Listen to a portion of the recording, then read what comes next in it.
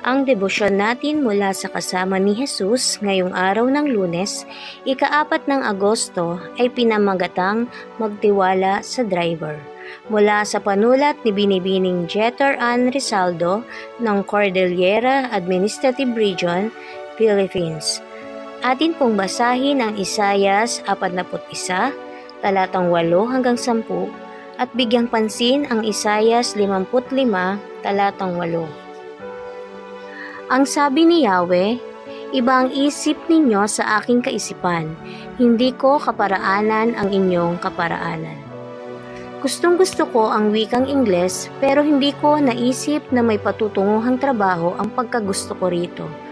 Kaya sabi ko sa sarili ko, kailangan kong makapagtapos ng pag-aaral at makahanap ng trabaho sa isang korporasyon para maging responsable akong tao.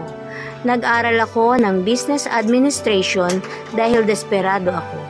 Ngayon, nakikita kong matagal na pala akong inihahanda ng Diyos. Nung nasa kolehiyo ako, naging translator ako ng kaibigan kong Chinese at ngayon, English teacher naman ako.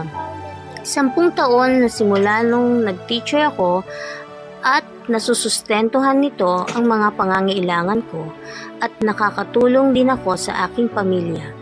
Namamangha pa rin ako sa pagkilos ng Diyos. Minsan, kulang tayo sa imahinasyon at gusto nating makontrol ang sitwasyon, kaya nagiging limitado ang naiisip nating kaya nating gawin at makamtan.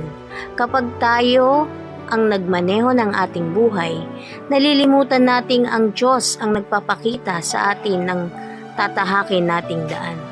Gagabayan tayo ng Diyos sa mga daang hindi pa natin nakita o naisip man lang.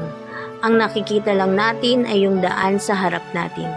Pero nakikita ng Diyos ang buong lakbayin. Hayaan nating ang Diyos ang gumabay sa ating mga buhay. Atin pong ipapanalangin sa araw na ito ay ang mga translator. Tayo po ay manalangin. Amang makalangit, salamat sa tiyaga at pagmamahal mo sa amin. Nawa, maibahagi namin ang iyong pag-ibig sa mga tao sa aming paligid. Amen. At isipin po natin ngayong araw, kapag limitado ang nakikita ko, magtitiwala akong gagabayan ng Diyos ang aking daan. Isang mapagpalang araw po, sa Diyos ang pinakamataas na papuri.